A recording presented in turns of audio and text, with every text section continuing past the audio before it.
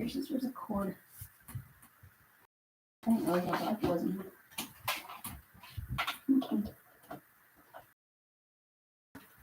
That's better.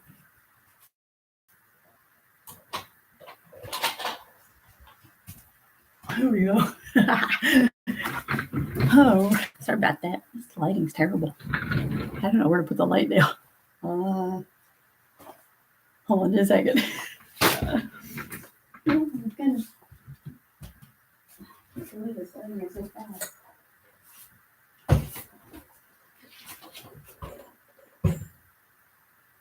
Let's see. Let's see how I do. It's gonna be tough because I'm trying to interfacing. My best friends. There's different kinds. You got it's called the Stitch Witchery. Minor, I tell you. I feel bad, but say the hem comes out of your pants. Well, you decide you want to stitch the whole thing if you want to, or just put the rest of Stitch Witchery in there. Finish it that way. It comes in different weights. So depending on what you need it for, if you need it for strength, or if you just like glue something down to, like a temporary hold or a permanent hold, you can use that. There is a featherweight. There's a lightweight, featherweight, midweight, heavyweight. Then there's one that's actually a cloth. So it has glue on one side and cloth on the other. So, and I've used that for doing book covers. So when you have them, I've got the different weights here to show you. And I had one that said it was featherweight, and I go, that's not featherweight, that's midweight.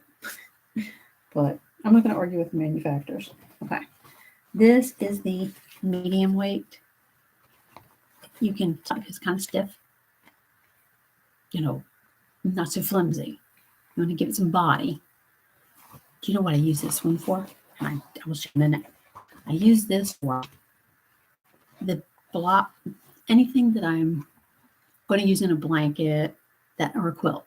If I know that it doesn't matter that it stays there, and I don't have to worry about it. There's some cotton fabrics out there, cotton blends that are really super thin. I mean, the fabric is thin. It's beautiful colors, but so thin. And you're like, I can't put that in a quilt. It'll tear a hole right through it. Put this on the back. Not only that, it makes the color richer. So because when you have white on the back of it, it's going to do that. That's what I'm using this for right now. Then there's the middle weight. And this is typically what you use when you're in clothing. You can also use when you're making it. And then I'm sorry. I mean, it's really stiff. And then this is the feather. This is a feather. Wait, you can see through it. It's like almost like sheer material. I got this wild hair. I decided to make a face mask. It's a little unusual. So I got out my interfacing because this is the fabric I'm using.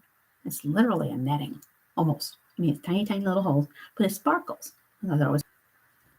So I ironed, and then that's what's the neat thing. Even though there's holes there, and you go to iron it, when you adhere it to it, that is not going to come through to your iron. It's not. If you're worried about that, you put the material on the glue side, the wrong side to the glue side, put it upside down, and iron the back of the interfacing. It doesn't have glue on it. How I got it, I put it on here. Now this is kind of show you how it comes through. Something like this. Let's see through. It lightens it up. It also gives it more body. And what I did was I laid it out flat before the plates go in. So I thought to myself, after I did the first interfacing, I go, well, doggone. I said, I only glued to the one on the bottom. The other 3 layers, it's not gluing it to, and they're just, yep, double stick tape. I did not put double stick tape in here. I used the interfacing because it's the lighter weight interfacing, double stick tape. The glue is on both sides. And I put it between the layers to connect the layers together. Just in 2 spots, like in a couple of spots here, like one here, one here, one here, one here, just so that they would all stick together, because I know that I'm going to cover this up with the pieces on the side that the elastic goes through. And this is what the side is.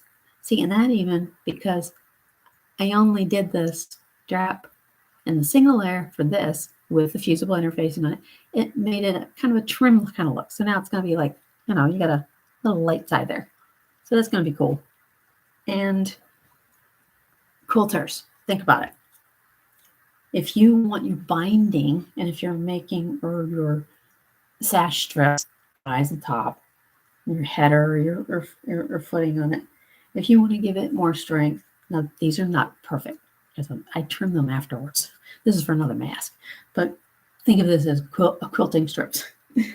And take the interfacing, turn it to the back, and you do not have to worry about whether there is one thing you want to do if you're doing quilting. You have that 1/4 inch seam. Well, you don't. And if this is a little on the stiff side, because there is one, actually, let me tell you, there is a interfacing, for lack of better words. I don't know exactly what they call it because I have some down in my workroom. It's almost like batting. It's like about an 1/8 inch thick, but it has glue on one side. It's perfect for making, it's like Bible covers, book covers where you make them like a little carry case. It's perfect for that because it gives it a little cushion. You can use that. You can use that for the whole quilt. Honestly, you could just get a big roll of that stuff. You iron it on, but you still have to allow for that 1/4 inch seam. Now, these I didn't do it for because it's for a different project. But for when you're doing the quilt part, if those were on here, that you overlap the strips by 1/4 inch. Okay? You want, see which one did I do? Okay. Like this one, because I was doing straps for the face mask also, I put the face mask strap underneath my quilt piece, 1/4 inch, and went across, the same thing going across. So I have 1/4 inch that is not glued. I purposely, let me turn this around, all the way to the edge. And that includes on the top and on the ends. And that in the back is just like this. So you're not going to make it more hard for you, because they're right butt up next to each other. Just go like that. Sew my 1/4 inch seam. It's just one of the few and fast and furious things. Now, what does this do? Well, how does it help you? Well, it helps you this way. It strengthens your project. It makes your project stronger. It also lets it lay flatter. It makes it more crisp. It doesn't wrinkle up as easily. And it gives you that satisfaction that, hey, this thing's not going to fall apart for nothing. If you're going to do pleats and you don't want to stitch the pleats, you'll have one that you get something pleats stitched down. If you do it right, you use the right infusible interfacing, you don't have to stitch a stitch. And it looks really cool. I did a wedding dress like that. Oh, yeah, I did. I did a wedding dress with no pleats, and the design I came up was pleated. Had not one stitch on top of one single pleat. Not a one. Like I said, this was going to be a quick video. It was like at one of these late night shorts. Things get in my brain, right, that I'm making. They're very kind of turn of the century-ish, I guess. They're very nostalgic looking, kind of vintage looking. And I hope you like them. But I'm going to do those next.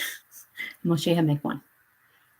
And this sheer material, if you have some of that around the house, or if you have some lace, some pretty lace, as long as it's 1 yard, you can make a beautiful, very easy lampshade. You can switch it up. See this ugly light back here behind that thing? I made one to fit it. And I'll share that with you next time. So in the meantime, find your passion, find your joy, and keep on sewing. And I will see you all later.